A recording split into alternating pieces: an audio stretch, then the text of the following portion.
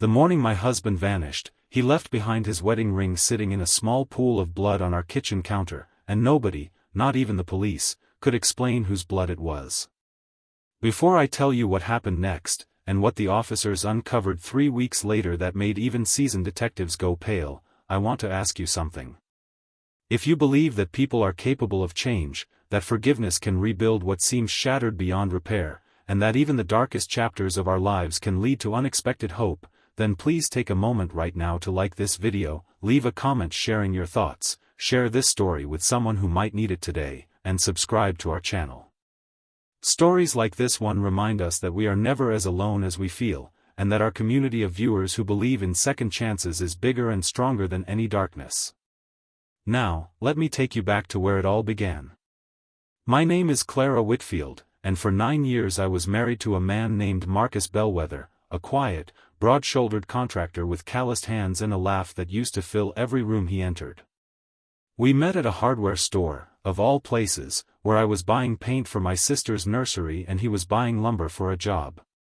He offered to carry my paint cans to my car, and by the time we reached the parking lot, he had already asked me to coffee. I said yes because his eyes reminded me of the ocean near my childhood home in Maine, calm on the surface but deep enough to hold secrets. I did not know then how true that observation would turn out to be. We married 18 months later in a small chapel surrounded by golden autumn leaves, and within 3 years, we welcomed our son, Teddy, into the world. Teddy was born with cerebral palsy, a diagnosis that hit us like a wave neither of us saw coming. The doctors explained, gently but clearly, that he would need lifelong physical therapy, that his muscles would never move the way other children's did, that some days would be harder than others, and that patience would become the most important tool in our household. I remember holding Teddy in the hospital, his tiny fingers wrapped weakly around mine, and feeling a fierce, unshakable love settle into my chest, a love that would define the rest of my life. Marcus, to his credit, was present in those early years. He built ramps for our porch steps without being asked. He learned how to properly lift Teddy in and out of his wheelchair so his back would not strain. He drove 2 hours each way, twice a week, to take Teddy to a specialized therapy center in the next city, because it was the best one within reasonable distance.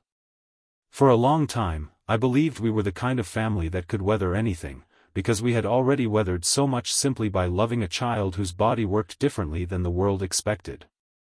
But somewhere around Teddy's 7th birthday, something in Marcus began to shift. It was subtle at first, the kind of change you only notice in hindsight, when you replay old memories searching for the moment everything started to crack. He grew quieter during dinners. He started staying late at job sites that, when I later called to check, said he had left hours earlier. He stopped coming into Teddy's room at night to read him stories about brave knights and dragons, something that had once been sacred to both of them. I told myself he was tired. I told myself construction work was demanding and unpredictable, and that stress could make even the gentlest man distant. I did not want to consider the alternative, because the alternative terrified me more than anything else in my life ever had. Then came the morning of the 17th of April, a bright, unremarkable Tuesday that began like any other. I woke up to help Teddy with his morning stretches, a routine that took nearly an hour and required strength I had built up over years of practice. Marcus's side of the bed was already empty, which was not unusual since he sometimes left early for supply runs. I assumed nothing of it as I moved through our familiar morning choreography, warming Teddy's muscles, helping him into his wheelchair, preparing his breakfast of scrambled eggs cut into small manageable pieces because his fine motor control made cutting food himself exhausting some days. It was only when I walked into the kitchen to grab my coffee mug that I saw it. Marcus's wedding ring, sitting on the counter beside a small, unmistakable smear of blood. My hands went cold. My mind raced through a dozen terrible scenarios in the span of 3 seconds. I called his name through the house, my voice climbing higher with each unanswered call. I checked the garage. His truck was gone. I checked his closet. Several of his shirts were missing, along with the duffel bag he used for overnight work trips. But the blood. The blood made no sense if this had simply been a man packing a bag and driving away. I called the police that morning with trembling hands, and 2 officers arrived within the hour, a steady, soft-spoken woman named Officer Renata Dubois and her partner, a younger man named Officer Callum Ashworth. They examined the kitchen, photographed the ring and the blood smear, and asked me a series of questions about Marcus's recent behavior, his friendships, his financial situation, anything unusual he might have mentioned. I answered as honestly as I could, though I realized with growing unease how little I actually knew about the last several months of my own husband's life. Officer Dubois assured me they would investigate, that the blood sample would be sent for testing, and that in the meantime I should try to remain calm for Teddy's sake, though calm felt like an impossible request given the circumstances. The following weeks unfolded like a slow unraveling. Word spread through our small town of Ashcombe Hollow quickly, the way news always does in places where everyone recognizes everyone else's car in the grocery store parking lot. Some neighbors brought over casseroles and offered sympathetic hugs. Others, I could tell, whispered behind cupped hands about what kind of man abandons a disabled child, and worse, what kind of terrible thing he must have done to leave blood behind. I tried to shield Teddy from the whispers, but children are perceptive in ways adults often underestimate, and one evening while I was tucking him into bed, he asked me quietly, his voice small and searching, whether his daddy left because Teddy was too much work. I will never forget how that question broke something inside me. I held his face in my hands, willed my voice to stay steady, and told him that nothing about him was ever too much, that he was the best thing that had ever happened to either of us, and that whatever had happened to his father had nothing to do with him. I meant every word, though privately, in the dark hours after he fell asleep, I wrestled with my own doubts and fears about what kind of man I had actually married. Financially, things grew difficult almost immediately. Marcus had handled most of our banking, and I discovered, to my horror, that several of our joint accounts had been drained in the days before his disappearance.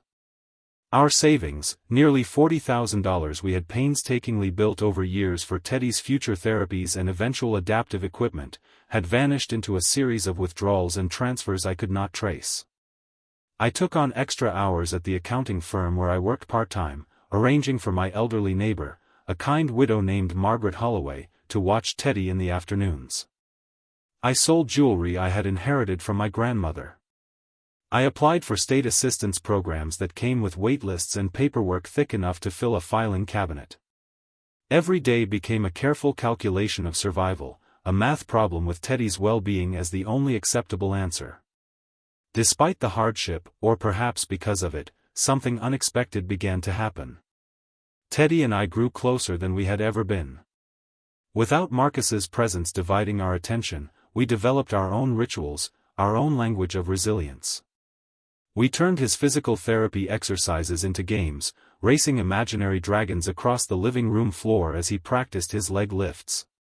We started a garden together in the backyard, something Teddy could participate in from his wheelchair by directing me where to plant seeds while he handled the watering can with his stronger hand. He began to laugh more, a genuine, unrestrained laugh that reminded me why I had fallen so deeply in love with motherhood despite its hardships. I found myself, even amid financial terror and unanswered questions about my husband's fate, discovering a strength in myself I never knew existed. 6 weeks after Marcus disappeared, Officer Dubois called and asked me to come to the station. My stomach dropped the moment I heard her voice, certain she was about to tell me they had found his body somewhere along a rural highway or in the depths of Miller's Creek. Instead, when I arrived, she led me into a small conference room where a folder sat waiting on the table, and she explained, with careful, measured words, that the blood found in our kitchen had indeed belonged to Marcus, but that it was a minor laceration, likely from a kitchen knife or broken glass, nothing life-threatening. They had also, she said, uncovered something else entirely, something that had taken weeks of financial forensics and cooperation with authorities in 3 neighboring states to piece together. Marcus, it turned out, had gotten deeply entangled with a man named Victor Renshaw, someone he had met at a poker game nearly 2 years earlier. What began as friendly games had spiraled into serious gambling debt, debt that Marcus had tried to cover using construction supply funds meant for clients, essentially committing fraud against several of his own customers. When those debts grew beyond his ability to repay, Renshaw's associates, men involved in considerably darker enterprises than card games, had begun threatening not just Marcus, but our entire family. Officer Dubois explained that they believed Marcus had drained our savings not out of selfishness, but in a desperate, misguided attempt to pay off the debt and protect Teddy and me from the danger closing in around him. The blood, they now believed, had come from a physical altercation that occurred in our kitchen the very morning he vanished, when Renshaw's men had come to collect what Marcus could not fully provide. I sat in that small room absorbing information that rewrote everything I thought I understood about the previous 6 weeks. Marcus had not simply walked away from a difficult marriage or a demanding child. He had made catastrophic, unforgivable choices with our money, yes, but he had also, in his own broken and cowardly way, been trying to shield us from something far more terrifying than abandonment. Officer Dubois told me that Marcus was currently in protective custody in another state, having turned himself in after the confrontation, cooperating with investigators building a case against Renshaw's operation, which authorities suspected extended into money laundering and worse. He had been too afraid, too ashamed, and too convinced that his presence endangered us to reach out directly, but he had, through his lawyer, requested that I be told the truth. I did not know what to feel. Relief that he was alive warred with fury over the stolen savings and the months of fear he had put Teddy and me through. I left the station that day and sat in my car for nearly an hour, unable to drive, simply staring at the steering wheel while tears I did not fully understand streamed down my face. When I finally arrived home, Margaret met me at the door with Teddy, who wheeled himself toward me with a crayon drawing clutched in his lap, a picture of our garden with 3 stick figures standing beside the tomato plants, labeled Mommy, Teddy, and, to my surprise, Daddy. He told me he had drawn it because he had a feeling, a strange, hopeful feeling, that his father was going to come home someday. Children, I have learned, often sense truths before adults are ready to accept them. The following months brought a complicated, painful process of legal proceedings. Marcus faced charges related to the fraud committed against his construction clients, though his cooperation with investigators building the larger case against Renshaw's criminal network worked significantly in his favor during sentencing negotiations. I attended several hearings, sitting in the back of unfamiliar courtrooms, watching the man I had married age visibly under the weight of shame and fear. The first time I saw him after his disappearance, he looked smaller somehow, diminished, his once confident shoulders curved inward as though trying to make himself invisible. He wept when he saw me, apologizing repeatedly, though I found myself unable to offer easy forgiveness in that moment.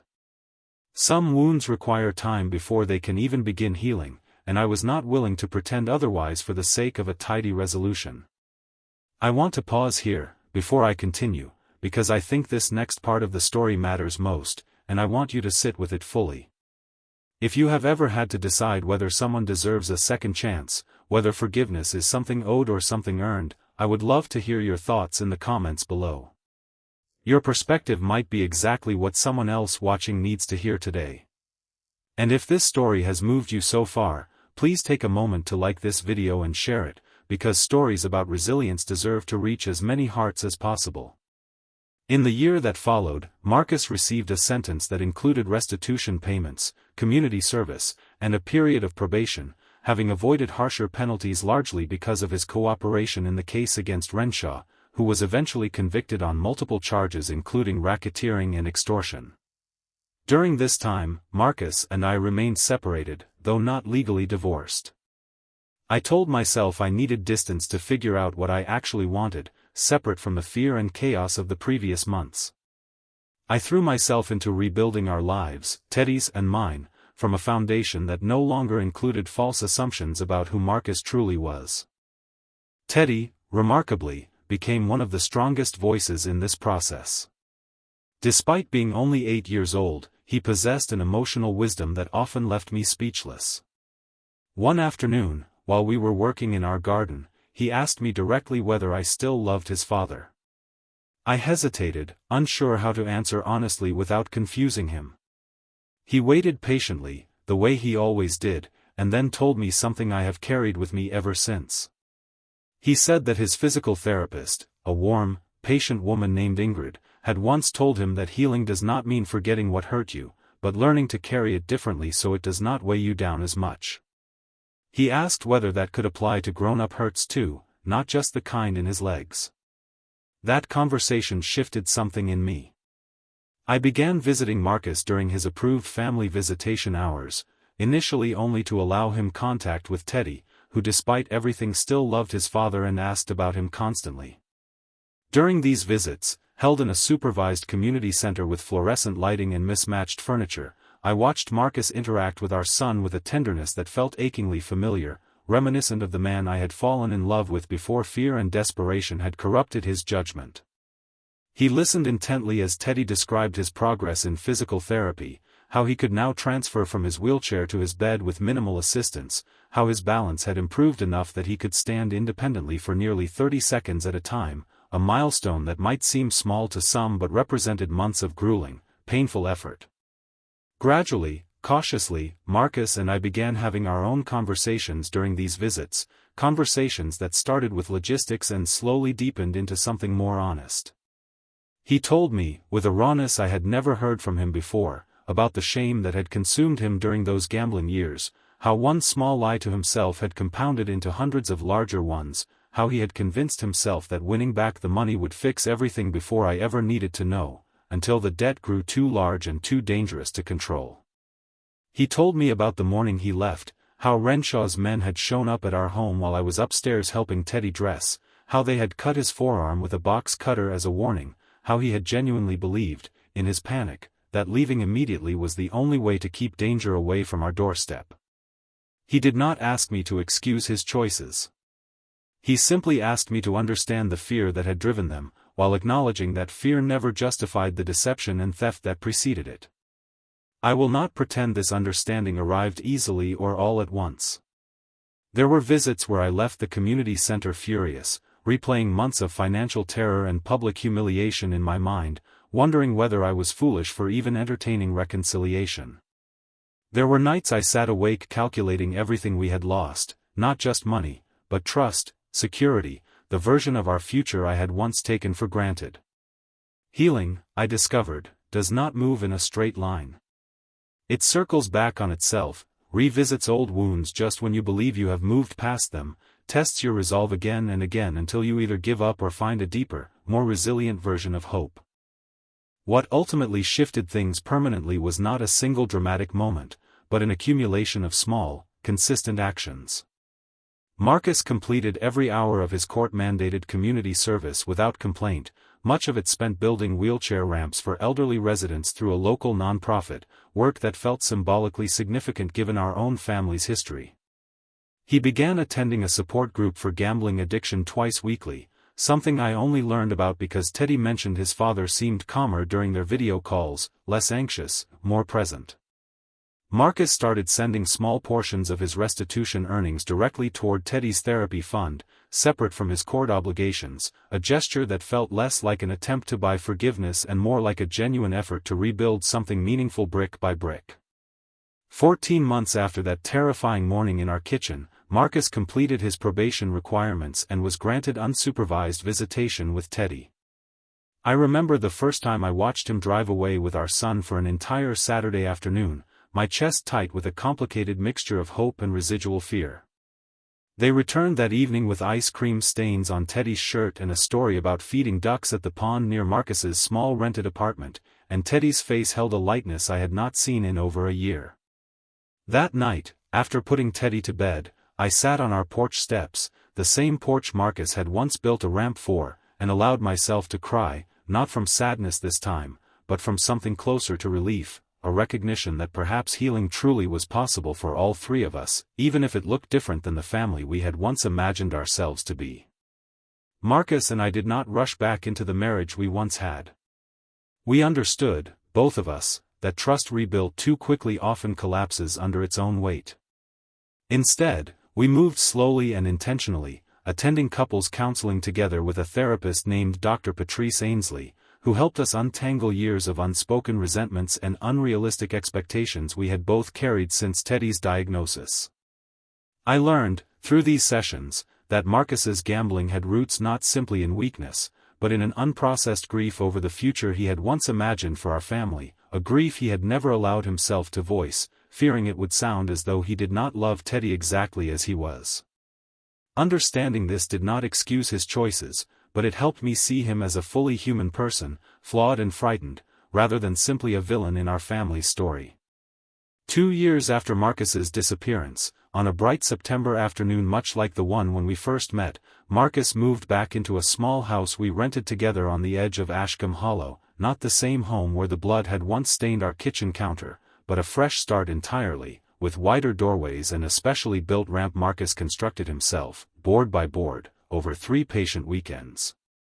Teddy, now 10 years old and increasingly independent thanks to years of dedicated therapy, wheeled through those doorways with a confidence that still takes my breath away when I think about how far he has come.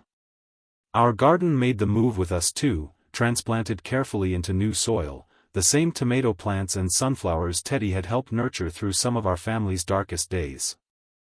I share this story not because it wraps up neatly, though I suppose in many ways it does, but because I believe stories about painful mistakes and hard-won redemption matter deeply in a world quick to write people off permanently for their worst moments. Marcus made choices that caused real, lasting harm to our family, choices with consequences that will follow him for years. But he also demonstrated, through consistent, difficult, unglamorous effort, that people are capable of genuine transformation when given both accountability and the possibility of grace. Teddy, whose body works differently than most children's, taught both his father and me more about resilience and unconditional love than either of us ever expected to learn from a child. Before I close this story, I want to ask you something important, something I think about often when I consider everything our family has survived. If you have ever had to rebuild trust with someone who hurt you deeply, or if you have ever been given a second chance you did not necessarily feel you deserved, please share your experience in the comments below. Your story might be the exact encouragement someone else needs today, someone who is currently standing at their own crossroads between resentment and forgiveness, wondering whether healing is even possible for them. Today, Teddy is thriving in ways that once felt impossible during those frightening early days after his diagnosis.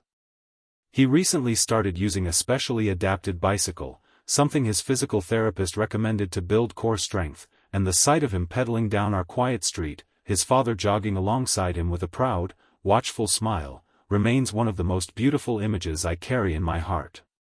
Marcus and I renewed our wedding vows last spring in a small ceremony in our backyard, surrounded only by close family and neighbors who had supported us through everything, including Margaret, who cried through the entire vows and later told me she had never doubted we would find our way back to each other, even during the darkest weeks when I myself had lost all hope. Our marriage today looks different than it once did.